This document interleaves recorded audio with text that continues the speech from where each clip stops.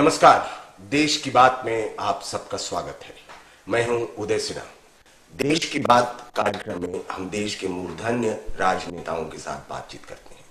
आज हमारे अतिथि हैं श्री नितिन गडकरी जी, भारतीय जनता पार्टी के अध्यक्ष। नमस्कार और आपका स्वागत है हमारे कार्यक्रम में। आज प्रश्न की शुरुआत मैं आपके बिल्कुल लेटेस्ट बयान से शुरू करता हूं जो पंजिम में आया, उसको लेकर थोड़ी चर्चा है। आप मंदिर भी नहीं जाते, आप पूजा भी नहीं करते, आस्था का आधार क्या है? देखिए, सबसे पहली बात ऐसे कि मेरा पूरा बयान कहीं छपा नहीं है। बात हिंदुत्व के बारे में पूछी गई थी, तब मैंने उनको कहा था कि हिंदुत्व का अर्थ है वे ऑफ लाइफ, और वे ऑफ लाइफ जो है वो एक जीवन पद्धति है जिसका संबंध गुड गवर्नेंस से है, सेवा से है। आप हिंदुत्व को धर्म के साथ जोड़ते हो, धर्म का भी अर्थ है रिलीजन, ये उसका ट्रांसलेशन ठीक नहीं है। धर्म का अर्थ है कर्तव्य, और इसलिए कभी कभी हम लोग कंफ्यूज होने के कारण प्रश्न आता है। तो मैंने उनको यही कहा कि गुड गवर्नेंस है, सुशासन, ये भी हिंदुत्व का अर्थ है। It's a way of life, एक आदर्श समाज रचना की बात है। इसके लिए कोई मंदिर और में जाना और पूजा करना, ये बात उसके साथ जुड़ी हुई नहीं है। मैं तो हिंदुत्व मानता हूँ, पर मंदिर और पूजा ये तो मैं नहीं करता। इसका मतलब मेरी आस्था नहीं, ऐसा नहीं, आस्था है, पर हिंदुत्व को मैं अपने मिशन के रूप में मानता हूँ। तो ये बात मैंने एक्सप्लेन की थी, उन्होंने आगे पीछे के वाक्य छोड़ दिए और लिखा गया। अध्यक्ष जी, राजनीति के क्या मायने हैं आपके लिए? देखिए, राजनीति ये सामाजिक आर्थिक परिवर्तन का प्रभावी अंग है। भूखमरी, गरीबी, महंगाई, किसानों की आत्महत्या, असुरक्षितता, आतंकवाद और नक्सलवाद का आह्वान, देश के हित में, समाज के हित में स्थिति को बदलना, ये राजनीति की सबसे बड़ी प्रेरणा है। और ये सब सवाल सुलझाने से हमारा देश सुखी, समृद्ध, संपन्न और शक्तिशाली होगा।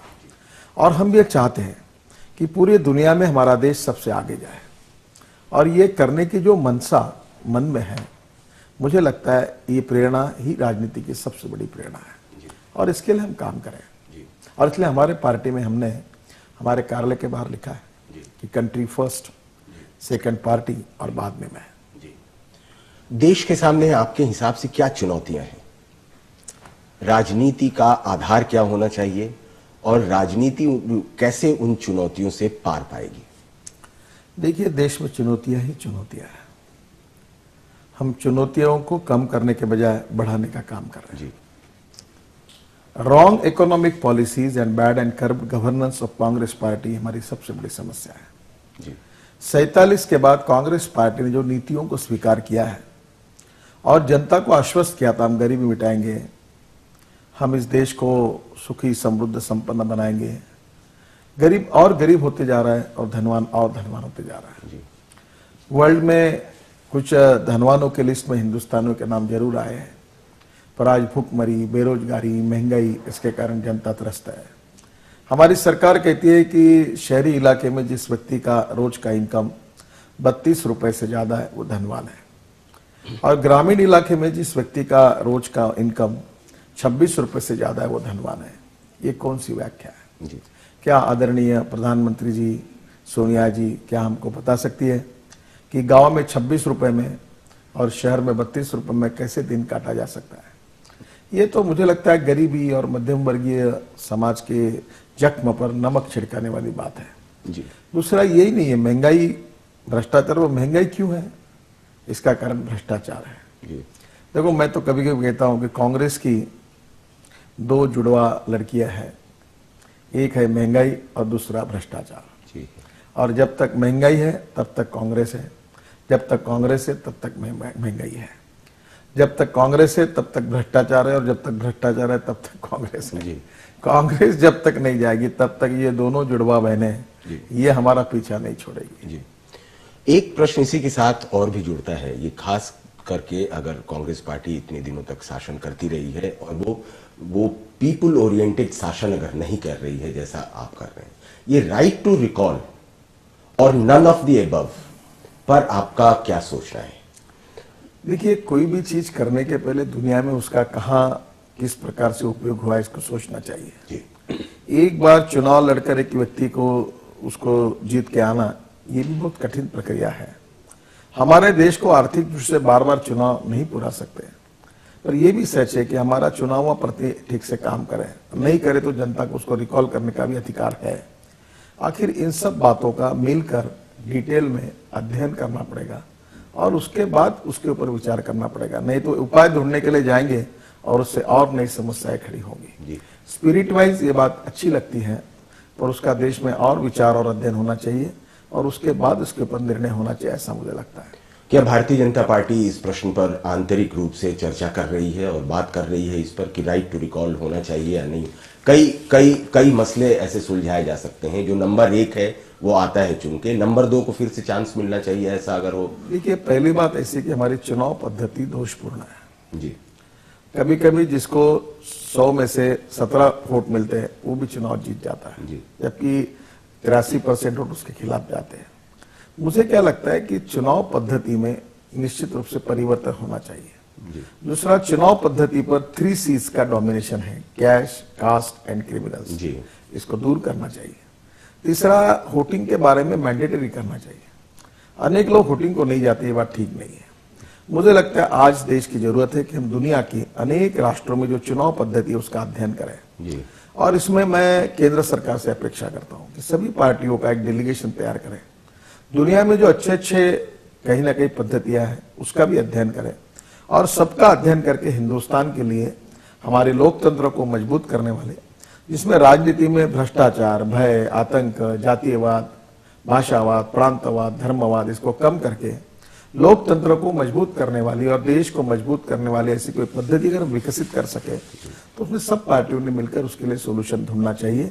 भारतीय जनता पार्टी ऐसे कोई प्रयास अगर हमारी सत्तारूढ़ पार्टी करती है तो हम उसको निश्चित रूप से पूरा सहकार्य करेंगे, ये मैं आपको विश्वास दिलाना चाहता हूँ। एक जो खास तौर से इसमें जो परेशानी है वो परेशानी बड़ी पार्टियों और छोटी पार्टियों के साथ। छोटी पार्टियों की मजबूरी है कि वो प्रांतवाद करें, छोटी पार्टियों की मजबूरी है कि वो जातिवाद करें, जबकि बड़ी पार्टियां चूंकि पूरे हिंदुस्तान के स्तर पर चुनाव लड़ेंगी, बड़ी पार्टियां ये नहीं कर सकती। लेकिन छोटी छोटी पार्टियां जो उत्तर प्रदेश में हैं, जो बिहार में हैं, जो दूसरे जगहों पे हैं, ये उनकी मजबूरी है। कैसे ये बैलेंस होगा, कैसे बड़ी पार्टियां और छोटी पार्टियों मैं आपकी बात से सहमत नहीं हूँ जी। क्या कोई मजबूरियां है उसके लिए कोई राजनीति में आता है? देखो, चुनाव में कोई पार्टी जीत कर आती या नहीं आती ये सवाल महत्वपूर्ण नहीं है, वो जीत कर आने के बाद देश के लिए, समाज के लिए, राज्य के लिए क्या करते ये महत्वपूर्ण है। और इसलिए लोगों ने सोचते समय वोट बहुत जिम्मेदारी से, बहुत विचारपूर्वक वोट का उपयोग करना चाहिए। अगर वोट का उपयोग अगर जातीयवाद बढ़ाने के लिए, प्रांतवाद बढ़ाने के लिए, सांप्रदायिकता बढ़ाने के लिए, वोट का उपयोग अगर कैश, कास्ट एंड क्रिमिनल की ताकत मजबूत करने के लिए होगा तो फिर लोकतंत्र के मकसद को कोई अर्थ नहीं रहेगा। और इसलिए मैं सबसे पहली बात ये मानता हूं कि पार्टियां कोई कैसे भी हो, अगर गलत माल बाजार में बेचा क्यों जाता है, खरीदने वाला खरीदता क्यों है? आखिर हमको मालिक को कहना पड़ेगा कि कोई भी चीज खरीदनी तो अच्छी खरीदी करो, जहां अडल्ट्रेशन है उसको मत खरीदी करो। देश के हित में क्या है, समाज के हित में क्या है, और इसके लिए सबसे बड़ी इंपॉर्टेंट बात यह है एजुकेशन ऑफ मासेस। हम प्रबोधन प्रशिक्षण के द्वारा जनता को इस प्रकार से हमने तैयार करना चाहिए कि जो जात, पंथ, धर्म, भाषा, सेक्स, इसके ऊपर उठकर विकास के लिए, अच्छाई के लिए, लोकतंत्र के लिए अपनी आस्था रखकर वोटिंग करे, मतदान करे। विचारों में मतभिन्नता हो सकती है, पर ये जो ऐसा है कि हमको चुनाव जीतना है इसलिए हम ये बात, कल तो ये भी होगा कि रास्ते पर दुकान में फुकट में लूटो तो ये पॉपुलर हो जाएगा, तो कोई पार्टी कहेगी हमारा यही कार्यक्रम है। ऐसा नहीं होगा। आखिर ये समाज, ये देश जिन मूल्यों पर खड़ा है, जिन व्यवस्थाओं पर खड़ा है, जो समाज और देश के हित में है, उसको मजबूत करना ये सब पार्टियों के नेताओं का और कार्यकर्ताओं का, सभी का, देश के नागरिकों का कर्तव्य है। जिन मूल्यों पर देश खड़ा है, सभी पार्टियों का दायित्व है कि वो उसे मजबूत करें और लोकतंत्र को आगे बढ़ाएं। ये कहना है भारतीय जनता पार्टी के अध्यक्ष श्री नितिन गडकरी जी का। यहां हम लेते हैं एक छोटा सा ब्रेक, जल्द लौटते हैं, कहीं मत जाइएगा।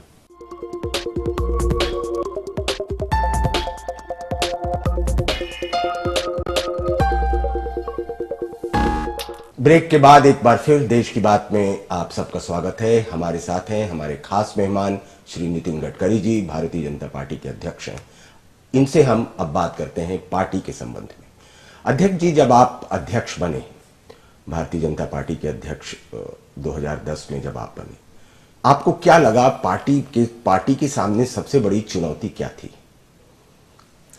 देखिए, हमारी पार्टी लोकतांत्रिक पार्टी है। सबसे पहले मैं इस पार्टी का कभी अध्यक्ष होऊंगा ऐसा मुझे कभी लगा ही नहीं, पर एक कार्यकर्ता के नाते मुझे जिम्मेदारी दी तो मुझे एक बात समझ में आई कि मैं अध्यक्ष ने बहुत सर्वस्व कोई ताकतवर व्यक्ति बना, ऐसा नहीं। अध्यक्ष का अर्थ होता है फर्स्ट अमंग द ऑल, और इसलिए सबसे बड़ी समस्या यही है कि मैं सबको साथ में लेकर चलूं और यूनाइटेड लीडरशिप खड़ी हो, पार्टी की इमेज जो है वो एकता का संदेश जाए और सब मिलकर काम करने की प्रभावी पद्धति को मैं विकसित करूं। मैंने और एक बात देखी कि अनेक लोग टैलेंटेड हैं, अलग अलग विषयों के एक्सपर्ट हैं। मैं सबको कहीं ना कहीं मौका दूं, सबको काम करने का अवसर दूं और सबकी पूरी ताकत का मैं उपयोग करूं, सब उत्साह के साथ पार्टी के लिए काम करें। दूसरी बात मैंने ये तय किया कि प्रशिक्षण के माध्यम से मैं कार्यकर्ताओं को किस दिशा में ले जाना है इसका ट्रेनिंग करूं। उस समय हमने इस साल 30,000 कार्यकर्ताओं का प्रशिक्षण किया। देखिए, मैं आपको एक बात बताना चाहता हूं जी, आखिर लोकतंत्र में राजनीतिक पार्टी का अपना एक महत्व है। राजनीतिक पार्टियां क्यों स्थापन हुई? हर पार्टी की कोई कॉन्स्टिट्यूशन है, कोई उसका मिशन है, कोई उसका उद्देश्य है। हम देश के राष्ट्रीय पुनर्निर्माण के लिए और इस देश को भय, भूख, आतंक और भ्रष्टाचार से मुक्त करना चाहते हैं। इतना ही नहीं तो हम लोग सुखी, समृद्ध, संपन्न और शक्तिशाली हिंदुस्तान का सपना देखते हैं जो दुनिया में सबसे बड़ी ताकत बने। और ये करने के लिए हमने 3 बातों को स्वीकार किया। एक राष्ट्रवाद जो हमारी प्रेरणा है जी, सुशासन और विकास ये हमारा मिशन है जी, और Antyodaya socio economic thinking of the last man society, जो सबसे गरीब है, पीड़ित है, शोषित है, दलित है, जिसको खाने के लिए रोटी नहीं है, शरीर पर कपड़ा नहीं, रहने के लिए मकान नहीं, उसका विचार करके हमारी अर्थनीति को हम चलाएं। ये तीनों बातों के आधार पर ये पार्टी प्रभावी कैसे चले, इसलिए हमने अंत्योदय के कार्यक्रम को स्वीकार किया और इन सब विचारों को एक साथ लेकर हजारों कार्यकर्ताओं को इनिशिएटिव देकर काम करने के लिए मैंने प्रोत्साहित किया। आज मुझे खुशी है कि बहुत फ्रंट पर अनेक कार्यकर्ता पूरे शक्ति के साथ काम कर रहे हैं। पार्टी में एकता है, सब मिलकर हम काम कर रहे हैं, सामूहिक नेतृत्व की छवि है और देश के हित में सामाजिक आर्थिक परिवर्तन के दृष्टि से हम कुछ ना कुछ कंट्रीब्यूट कर रहे हैं और हम कुछ कमियां होगी तो कम करेंगे और सुधारने की कोशिश करेंगे और देश को आगे ले जाने की कोशिश करेंगे। यही हमारी कोशिश है, यही हमारा मकसद है। अध्यक्ष जी, मुझे याद आ रहा है कि जब आप अध्यक्ष बने थे तो सबसे बड़ी उस समय की जो चुनौती आई थी आपके सामने और भारतीय जनता पार्टी के सामने, वो झारखंड में सरकार को गठन को लेकर के था। आपने कई कड़े राजनीतिक फैसले किए हैं और मुझे लगता है कि उन फैसलों की शुरुआत झारखंड से हुई थी। क्या लगता है आपको? देखिए, राजनीति में पार्टी के हित में कौन से निर्णय कब करना, ये अनेक प्रकार के सबसे मिलकर करना, इसमें कठिनाइयां जरूर होती है। जी, मैंने सबसे विचार विनिमय करके मुझे लगा जब जो पार्टी के हित में वो चीज करने की कोशिश की, मेरे से भी गलती हो सकती है जी, पर वो गलती बोनाफाइड होगी, मेलाफाइड नहीं होगी जी, और इसलिए सबसे सलाह मशवरा करके पार्टी के हित में जो उचित है वो मैंने करने की कोशिश की। अब स्वाभाविक रूप से सभी विषयों पर सबका एक मत हो ऐसा कभी होता ही नहीं, जी, पर कभी कभी अगर उसमें मेजोरिटी का मत क्या है या पार्टी के हित में क्या है देखकर निर्णय किए। अब तो समय बताएगा कि कौन से निर्णय सही है, कौन से गलत है। एक जो महत्वपूर्ण प्रश्न है जो भारतीय जनता पार्टी के साथ हमेशा से जुड़ा है, मुसलमान भाजपा का नाम सुनते ही भड़क जाता है। क्या आपको ऐसा लगता है कि मुसलमानों को जोड़ करके भारतीय जनता पार्टी अपने साथ मेन स्ट्रीम राजनीति में लेकर आएगी? सबसे पहली बात है कि भारतीय जनता पार्टी मुसलमानों के विरोध में नहीं है जी, भारतीय जनता पार्टी आतंकवाद के खिलाफ है जी, पर कांग्रेस ने हमारे खिलाफ जो जहर उगालने का काम किया है जी, उसके कारण उनके मन में गलतफहमियां हैं। जी, हम इस देश की तरक्की चाहते हैं, 9 राज्यों में हमारी सत्ता है, जी, हमने विकास के कोई निर्णय जात, पंथ, धर्म, भाषा के आधार पर नहीं किए, किसी को डिस्क्रिमिनेट नहीं किया। आज भी मुस्लिम समाज का सबसे पर कैपिटा इनकम ज्यादा गुजरात में है, ग्रोथ रेट गुजरात में है। कभी गुजरात में भी इस प्रकार का नहीं हुआ कि मुस्लिम बस्तियों में काम नहीं किया। हम लोग भय, भूख, आतंक और भ्रष्टाचार से देश को मुक्त करना चाहते हैं। कांग्रेस ने 60 साल में 63 साल में मुसलमानों को क्या दिया? चाय की टपरी, पान ठेला, कबाड़ी का दुकान, ट्रक ड्राइवर, क्लीनर, इसके सिवा कुछ नहीं दिया। वक्फ बोर्ड की जमीनें करोड़ों रुपए के 80,000 90,000 करोड़ की प्रॉपर्टी है, लोग दबा कर बैठे हैं। हम कह रहे हैं कि जमीनों को मुक्त करो। ये मुस्लिम समाज के चैरिटेबल ट्रस्ट को engineering college, medical college, polytechnic college, ITI उसके लिए दो। तांत्रिक और व्यवसायिक शिक्षा मुस्लिम लड़कों ने पढ़नी चाहिए, उन्होंने कंप्यूटर पढ़ने चाहिए। मुस्लिम लड़कियां भी आईएएस ऑफिसर होनी चाहिए, पुलिस ऑफिसर होनी चाहिए, उनको बराबरी के अधिकार मिलने चाहिए, शिक्षा का प्रसार होना चाहिए और गरीबी दूर होनी चाहिए। जी। हमने कभी किसी प्रकार से मुस्लिम धर्म का, कुरान का कोई विरोध नहीं किया जी। पर कांग्रेस ने जो राजनीति की, आतंकवाद का तुष्टिकरण किया, जिस अफजल गुरु ने 6 साल पहले उनको सजा हुई, सुप्रीम कोर्ट ने फांसी की सजा दी, अभी तक फांसी नहीं हुई। जी। ये राजनीति कांग्रेस पार्टी कर रहे हैं। कभी कभी मुझे समझ में नहीं आता कि राजीव गांधी की हत्या जिन्होंने की उनको माफी देने की बात तमिलनाडु विधानसभा में आती है, जिसने बम विस्फोट किया उस मदनी के बारे में उसको छोड़ने की बात केरल की विधानसभा में आता है। कभी पंजाब में किसी आतंकवादी को माफी मत दे दो ये बात आती है, अफजल गुरु को फांसी मत दो करके बात आती है जम्मू कश्मीर की विधानसभा में। देखिए, गुनेगार गुनेगार होता है, आतंकवादी होता है, उसको जात, पंथ, धर्म और भाषा नहीं होती। नहीं जोड़ना चाहिए। कांग्रेस पार्टी सब बातों को इनकरेज करती है, ये बहुत गलत बात है जी। और इसलिए आतंकवाद का कोई रंग नहीं होता। जो भी आतंकवादी हो, किसी भी जात, पंथ, धर्म, भाषा को, उसके ऊपर कार्रवाई होनी चाहिए। दुर्भाग्यवश वोट बैंक पॉलिटिक्स ने देश में अनेक अड़चने पैदा की है और जो मुस्लिम समाज के लोग हमारे पार्टी के साथ आते हैं, हमारे साथ काम करते हैं, हमको नजदीक से देखते हैं और अगर साफ बात कहूं तो कांग्रेस का जो काला पीला गॉगल है उसको फेंकने के बाद आंखों से देखते हैं तो नजदीक आकर उनको पता चलता है कि हमारी पार्टी क्या है, हमारे नेता कैसे हैं। अटल बिहारी वाजपेयी ने कितने अच्छे अच्छे निर्णय किए। मुझे हज के समय जो यात्री जाते थे उनके लिए सुविधाएं किसने की। मैं आपको एक बात बताना चाहता हूं, ये इमेज वर्सेस रियलिटी और परसेप्शन वर्सेस ग्राउंड रिलेटिव वाली बात है। ये कुछ लोगों ने हमारी इमेज बना के रखी है और कांग्रेस में तो ऐसे नेता है कि जो आतंकवादियों का तुष्टिकरण करने के लिए उनके घर में जाते हैं, दिवाली मनाते हैं जी। तो ये दुर्भाग्यवश वोट बैंक पॉलिटिक्स के लिए जो कुछ नीतियां चल रही है वो देश के लिए अच्छी नहीं है जी। ये इसको कैसे आप काउंटर करेंगे, कैसे जो इमेज वर्सेस रियलिटी की जो ये राजनीति? देखिए, मैं आपको एक बात बताता हूँ, मैं बहुत दबंग आदमी हूँ जी। मैं कोई आर्टिफिशियल बात नहीं करना चाहता। जिसको पढ़ता है वो आएगा, नहीं पढ़ता वो नहीं आएगा। जो है हम है, हमारे नजदीक आओ, हमारे साथ अनुभव लो, हमारे साथ काम करो।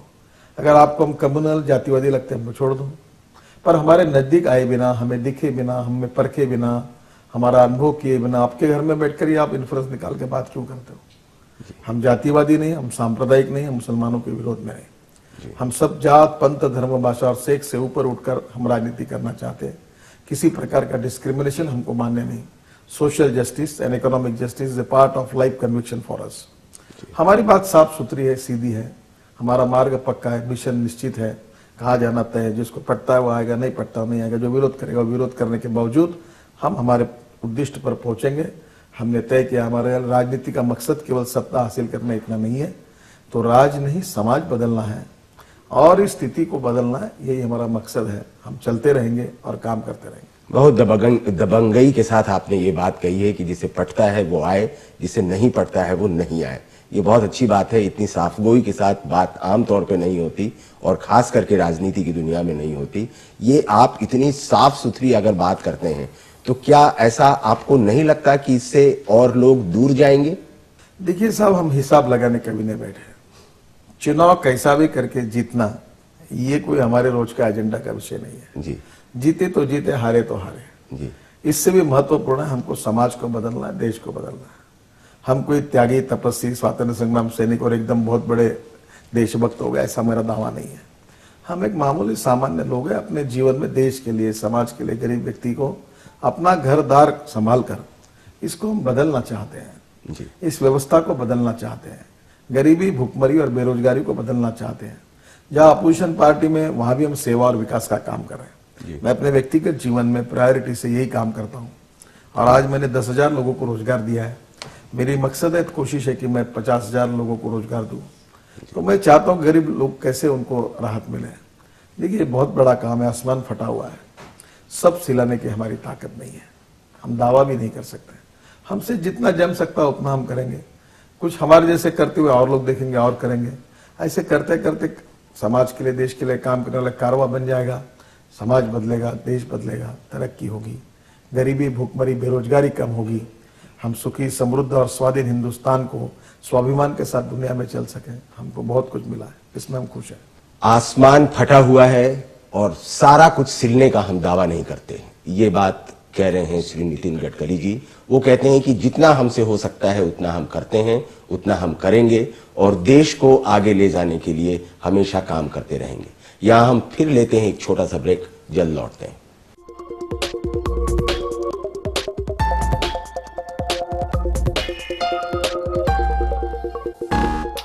ब्रेक के बाद एक बार फिर आप सबका स्वागत है। हमारे साथ आज के खास मेहमान हैं श्री नितिन गडकरी जी, भारतीय जनता पार्टी के अध्यक्ष हैं और अभी हम कुछ देर से इनसे बात कर रहे हैं। देश के अहम मुद्दों पर इन्होंने बहुत साफगोई के साथ अपनी बात रखी। आइए हम बातचीत के सिलसिले को और आगे बढ़ाते हैं। देश में आंतरिक सुरक्षा और बाह्य सुरक्षा, ये दो बहुत महत्वपूर्ण प्रश्न हैं जिन पे भारतीय जनता पार्टी हमेशा से बहुत संजीदगी के साथ विचार करती है। आपको क्या लगता है कि देश के जो भी हुक्मरान हैं, जो भी अभी काम कर रहे हैं, जो भी शासन कर रहे हैं, आंतरिक सुरक्षा के प्रति कितना संजीदा है? दुनिया के सभी देशों को अगर देखा जाए, हमारी सरकार आंतरिक सुरक्षा और बाह्य सुरक्षा के बारे में सीरियस नहीं है। जी देखिए, 3500 किलोमीटर की हमारी सीमा है, चाइना को लगी हुई है और सुरक्षित है। बांग्लादेश की जो सीमा है वहां बड़े प्रमाण से घुसखोरी हो रही है, बहुत लोग इलीगली घुस रहे हैं। कश्मीर की हालत वही है। इस देश में आज पशुपति से तिरुपति तक 180 जिले नक्सलग्रस्त बने हुए हैं जी। और आतंकवादी गतिविधियों का केंद्र मुंबई और अपने शहर आतंकवादी गतिविधियों का केंद्र बना हुआ है जी। आतंकवादियों के ऊपर कठोर कार्रवाई करने के लिए सरकार डरती है। मैं आपको एक सवाल पूछता हूं कि 10 साल पहले अमेरिका में 9 सितंबर का इंसिडेंट हुआ था जी। उसके बाद कुछ नहीं हुआ। कुछ नहीं हुआ जी। और हमारे यहाँ रोज बॉम्ब विस्फोट हो रहा है, लोग मर रहे हैं, फिर भी हम रोक नहीं पा रहे। हमारी सरकार कठोर कार्रवाई करने के लिए तैयार नहीं है। पाकिस्तान से हमारा विरोध नहीं है, पर पाकिस्तान सरकार ने जो टेररिज्म को स्पॉन्सर किया है, टेररिस्ट ऑर्गेनाइजेशन को स्पॉन्सर किया है और हिंदुस्तान से एक प्रॉक्सी वॉर शुरू की है, ये कब तक शुरू होगी? देखिए, आज अमेरिका में हम बार बार बता रहे थे कि पाकिस्तान यही कर रहा है, आज अमेरिका हम जो कह रहे हैं वही कह रहे हैं। हिटलर ने क्या बयान दिया है और हम लोग, हमारे देश की सरकार, गुजरात में 19 इनकाउंटर हुए, उत्तर प्रदेश में 350 हुए, महाराष्ट्र में 250 हुए और गुजरात के 19 इनकाउंटर को जो आतंकवादी के साथ उसकी इंक्वायरी करके वहां की सरकार और पुलिस ऑफिसर को जेल में डाल रही है। हम आतंकवाद से लड़ना चाहते हैं कि हम आतंकवाद को समर्थन करना चाहते हैं? मुझे लगता है कि इस देश में वोट बैंक पॉलिटिक्स के जो बातें हो रही है बहुत दुर्भाग्यपूर्ण है जी। आज भी बटाला हाउस में जिन्होंने आतंकवादियों ने जिस प्रकार से वहां जिस प्रकार की कार्रवाई की, उसके खिलाफ कठोर कार्रवाई करते हुए जो बेचारा शहीद हुआ हमारे पुलिस अधिकारी, उनको तो हम कुछ नहीं कह रहे। उनकी कोई, हम लोग उनके लिए कोई उनके लिए यास होती कुछ नहीं कर रहे।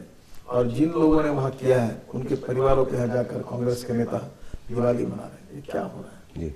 अपने ही देश में हम आतंकवाद को सपोर्ट करेंगे, अपने ही देश में हम आतंकवादियों का स्वागत करेंगे? मुझे लगता है ये नक्सलवाद या आतंकवाद, इससे हमारी सरकार सीरियस नहीं है। सत्ता पे रहेंगे या नहीं रहेंगे जी, पर इन चीजों के साथ कभी कॉम्प्रोमाइज नहीं हो सकता जी। दुर्भाग्यवश इसके साथ कॉम्प्रोमाइज हो रहा है। मुझे बड़ा दुख है इस बात का जी। चाहे राज्य कोई भी करे, किसी की भी सत्ता है जी, पर देश की एकता के साथ, देश की अखंडता के साथ और जो राष्ट्र विरोधी और आतंकवादी है उनके साथ किसी प्रकार का कोई कॉम्प्रोमाइज नहीं हो सकता। और मैं मानता हूं कि आतंकवादियों को और राष्ट्र विरोधियों को जात, पंथ, धर्म, भाषा और सेक्स नहीं होता जी। उनको कोई रंग नहीं होता। जिस प्रकार से हमारे संविधान में कहा कि क्रिमिनल इज क्रिमिनल, वैसे टेररिस्ट इज टेररिस्ट। जो भी है उसके साथ कठोर उपाय करना चाहिए।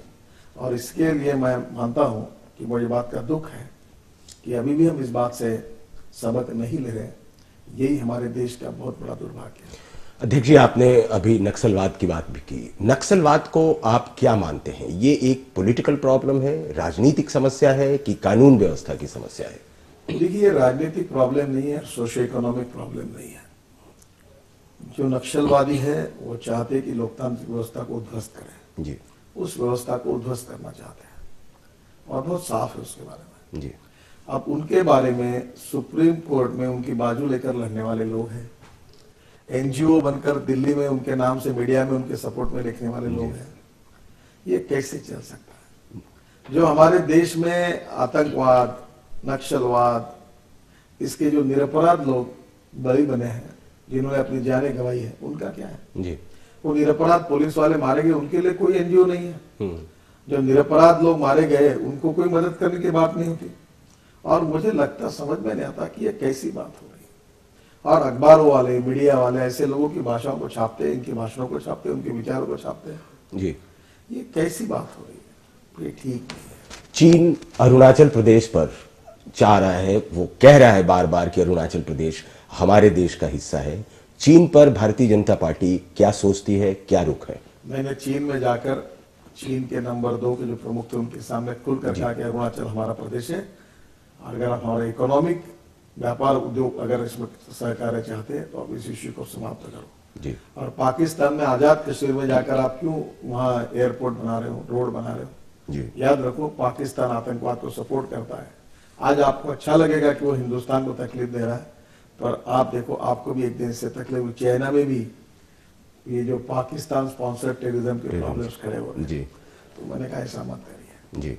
मुझे लगता है हमने सही नीति, ट्रांसपेरेंट नीति रखी और कोशिश की तो निश्चित रूप से कुछ प्रश्न सुलझाए जा सकते हैं। अध्यक्ष जी, 2013 में आपका कार्यकाल खत्म हो रहा है, 2014 में पार्लियामेंट्री चुनाव है। आपका कार्यकाल क्या बढ़ जाएगा? पार्टी इस पर कुछ विचार कर रही है, या 5 वर्ष का कार्यकाल जैसे कुछ दिनों से बातचीत हो रही है, पार्टी इसके पक्ष में निर्णय लेने की पर विचार? मेरा कार्यकाल बढ़ाना चाहिए या नहीं बढ़ाना, इसको मैं तो कुछ कहूंगा नहीं। जी। जिस दिन तक मुझे ये काम दिया है उस दिन तक जितने ईमानदारी से मैं कर सकता हूँ उतना मैं करूंगा। जी। बाकी इस सवाल का जवाब तो मैं नहीं दे सकता, इसका जवाब पार्टी जो करेगी करेगी। जी। क्या पार्टी के स्तर पर कुछ ऐसी भी चर्चा हो रही है कि प्रधानमंत्री पद का दावेदार वही होगा जो लोकसभा से चुन के आए? कुछ ऐसी बातचीत है क्या? कोई बात नहीं है। देखिए, मैं इस देश के मीडिया से भी बहुत दुखी हूँ। जी। पहली बात यह है कि ये जो मीडिया यानी कुछ लोग तो क्रिमिनल लॉ जैसी बात करते हैं मीडिया में, और कुछ लोग ऐसे बयान छापते रहते हैं कि ये देखो, इसको भी कहीं ना कहीं मैं इस मत कहूँ जी कि जो कुछ कोई बोलेगा दिखाएगा तो उसकी जिम्मेदारी उसने लेनी चाहिए। जी। नहीं तो उसके ऊपर सजा होनी चाहिए, कार्रवाई होनी चाहिए। ये बहुत जो चल रहा है। मैंने कहा, मुझे पूछा गया कि भाई आप क्या करोगे? मैंने कहा मैं राज्यसभा नहीं जाऊंगा। जो पूछा गया लोकसभा का चुनाव लड़ना चाहूंगा अगर पार्टी देगी तो उसकी चर्चा शुरू। ठीक है। फिर मुझे कहा कि प्रधानमंत्री कौन बनेगा? उनका जितने प्रधानमंत्री पद के लिए लड़ने वाले लोग हैं, मानने चाहते हैं हमारे पार्टी में, तो जिनके नाम चर्चा में आए हैं वो सब लोकसभा का चुनाव लड़ने वाले हैं। जी। तो बोले उसमें से प्रधानमंत्री बनेगा क्या? उसमें से ही बनेगा। तो इसमें क्या गलत है? जी, बहुत बहुत धन्यवाद।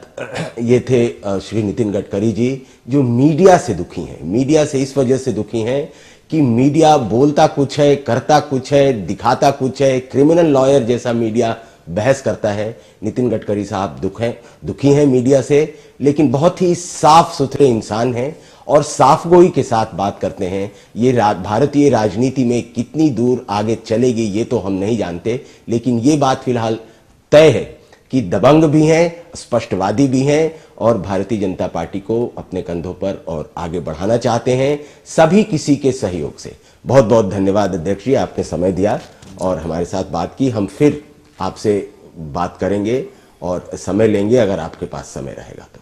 हम यहाँ लेते हैं विराम और फिर अगले हफ्ते किसी नए अतिथि के साथ बात करते हैं।